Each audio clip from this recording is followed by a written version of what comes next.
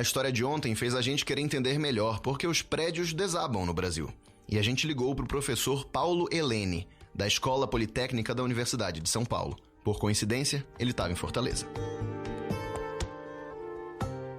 Professor, o senhor está em Fortaleza agora? Sim, estou em Fortaleza para a abertura do nosso congresso anual do Instituto Brasileiro do Concreto, justamente sobre o tema de durabilidade das estruturas de concreto. Uma triste coincidência. Como é que a notícia repercutiu entre você e seus colegas? Sempre que tem um acidente, nós nos desgostamos muito, porque a campanha que nós fazemos permanente do Instituto Brasileiro do Concreto, da boa engenharia, nas escolas de engenharia, é que a engenharia tem que ser bem realizada e que se a gente fizer todas as prescrições, as normas, a gente vai ter um resultado positivo. E quando nós deparamos com um colapso é uma situação extrema para nós. Ela é muito desagradável. Nós não aceitamos, pretendemos sempre tirar lições, aprender com isso para evitar que eles voltem a acontecer. É como um acidente aéreo, que às vezes acontece também com os aviões e tem que aprender para que ele não volte a acontecer. O senhor esteve no local do desabamento. O que o senhor viu? O que lhe chamou a atenção? Me chamou a atenção que o edifício realmente desmontou integralmente. Foi como se fosse uma implosão. Algumas vezes, quando rompe os pilares do térreo, a parte restante da estrutura ainda se mantém íntegra, às vezes um pouco inclinada e tal, mas se mantém. Nesse caso, não houve uma ruptura completa do edifício que, assim, numa primeira avaliação, demonstra que as resistências, a margem de segurança não era grande, era uma margem de segurança pequena, no limite, suficiente para manter o edifício em pé por alguns anos, mas com pequena folga.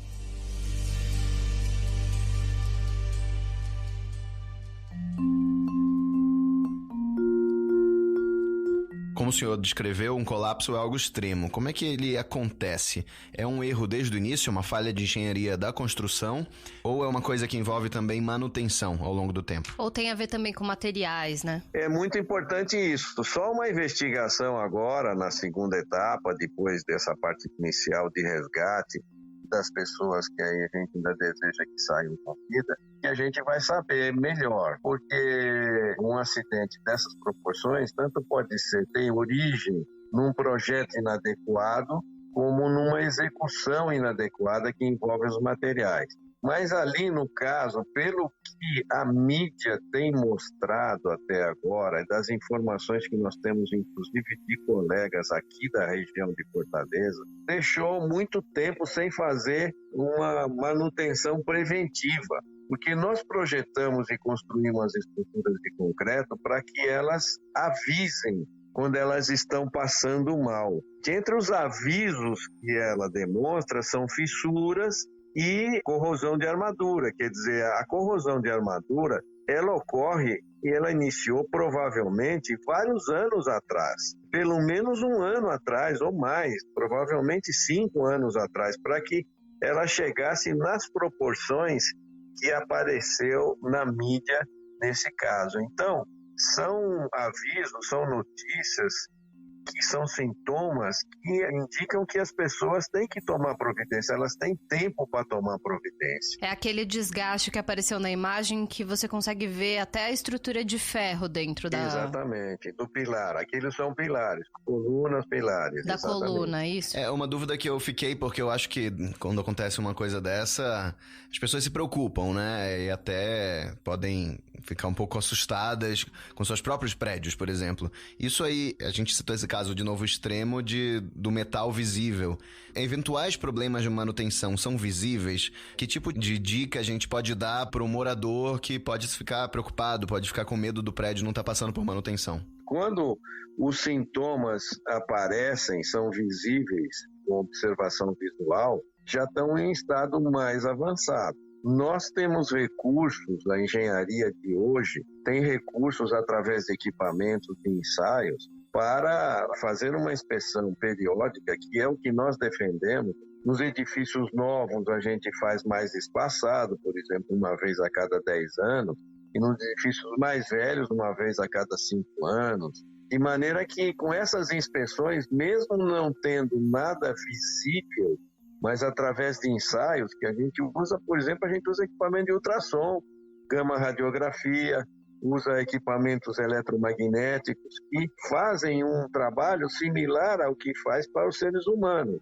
guardadas as proporções, mas a gente consegue enxergar dentro da estrutura aquilo que não é visível. E com isso a gente tem uma condição de avaliar se a estrutura está se comportando bem, está envelhecendo naturalmente ou se ela está envelhecendo de uma maneira precoce, perigosa e que aí a gente tem que tomar providência. Então, o importante é ficar em cima do síndico. Exatamente. Sabe que, por exemplo, algumas cidades como Porto Alegre, Salvador, Recife, elas têm leis, decretos próprios que obrigam os condomínios, os proprietários, a fazer, mesmo até os órgãos públicos, a fazerem inspeções periódicas. Existe em tramitação a nível nacional também um projeto de lei nessa direção, porque depender muitas vezes da vontade própria, da iniciativa dos proprietários, às vezes compromete a inspeção, porque a pessoa acha que aquilo é muito caro, que ela não está enxergando nada.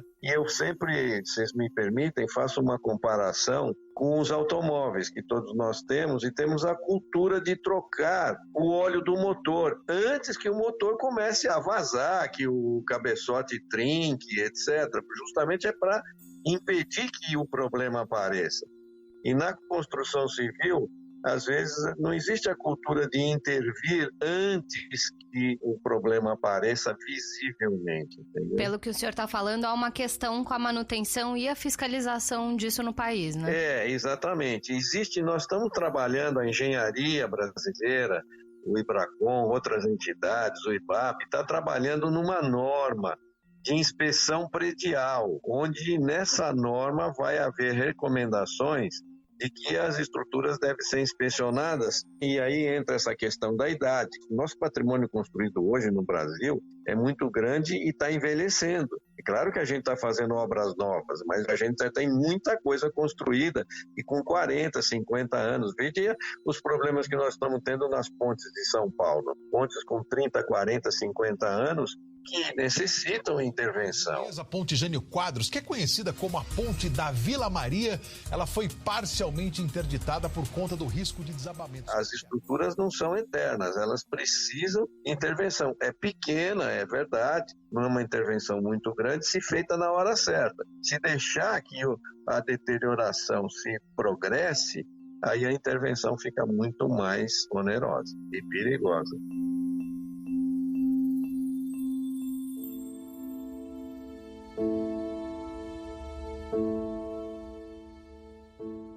A gente tá falando bastante aqui de manutenção, né? Agora, voltando umas casas aí, falando da construção, do início de tudo, que às vezes o problema tá na construção já, né? Nessa primeira etapa. Quão exigente é o poder público com projetos e com os devidos processos nessa área? O poder público não consegue, ele consegue pedir o projeto básico de arquitetura, aprovar as edificações com base na lei de zoneamento. Então, a intervenção do poder público, ela é no início da construção e é mais do ponto de vista urbano, do ponto de vista ambiental, ela não é do ponto de vista da fiscalização. A fiscalização, vamos dizer, da execução, do projeto, etc., isso fica a critério dos profissionais envolvidos e das entidades. Acontece que a construção civil, para que um edifício seja pronto, intervém várias pessoas, vários responsáveis. E quando esse processo é corretamente executado, um profissional meio que fiscaliza o outro profissional. Quando ele é bem executado, com laboratórios de ensaio, com controles, etc., então há uma coerência, vamos dizer, e o resultado final é melhor. Em 5 segundos, o edifício Palace 2, que desmoronou parcialmente na Barra da Tijuca, zona oeste do Rio, virou uma montanha de escombros. Desabamento de um casarão no centro histórico de Salvador. Esse desabamento provocou a morte de 4 pessoas. Um prédio em construção de mais de 30 andares desabou no início da tarde no centro de Belém. Depois do desabamento de 2 prédios na comunidade da Muzema. No dia 1º de maio, o prédio ocupado irregularmente pegou fogo, desabou e deixou 9 mortos. Professor, por que surgem no noticiário de tempos em tempos esses prédios que desabaram? Dá para pensar que há um contexto comum aqui no Brasil? E emendo uma pergunta que é, lá fora, em outros países, em países que têm uma realidade semelhante à nossa, isso é tão comum quanto é aqui? Olha, eu vou te dizer que infelizmente acontece acidentes em todos os países. Você viu lá agora o incêndio de Notre Dame. Para investigar o que causou o incêndio de grandes proporções que destruiu boa parte da famosa Catedral de Notre Dame no coração de Paris. Depois do incêndio no Museu Nacional, lá no Rio. Um incêndio de grandes proporções atinge o Museu Nacional, no Rio de Janeiro, a mais antiga instituição científica do país. São coisas que a gente não espera, não deveriam ocorrer, poderiam ser evitadas, mas infelizmente elas acontecem. Eu diria que em alguns casos, por exemplo, como o Recife, que teve uma incidência de umas reações químicas deletérias, Porto Alegre, que teve muito problema de corrosão de armadura em marquises, Rio de Janeiro também. Então, quando o problema começa a ser frequente num determinado sistema, a gente chama sistema construtivo, aí precisa de leis, de decretos, etc. Agora, como conceito geral, a engenharia brasileira é boa, consegue projetar e construir bem, os materiais são adequados. A construção civil, entre o projeto, construir, etc., leva uns 2 anos, mais ou menos, um edifício comercial, um edifício habitacional. Depois ele fica 50, 100 anos na mão de leigos, que são os proprietários, os usuários.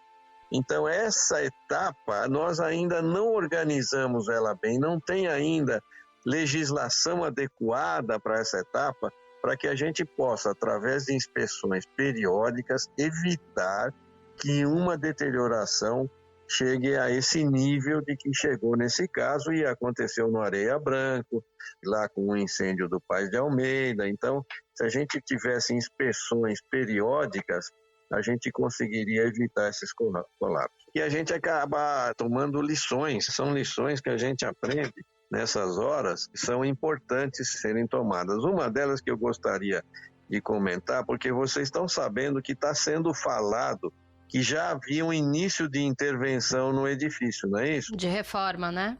De reforma, está sendo falado. Então, isso é muito importante que seja divulgado, que é a seguinte coisa que, para nós engenheiros, ela existe, é clara, mas às vezes para os leigos não. Quando nós intervimos na estrutura de concreto, ou seja, o pilar, a viga, a laje, na estrutura de concreto, aquele momento da intervenção é o mais crítico. Precisa ter um engenheiro experiente, um expert no assunto, porque naquele momento que nós fazemos a intervenção numa ponte, fazemos a intervenção num edifício, é a hora que a gente passa com o coeficiente de segurança menor, é a hora que a gente corre o maior risco. Depois de pronto, fica muito bom e durável, mas naquele momento é um momento crítico.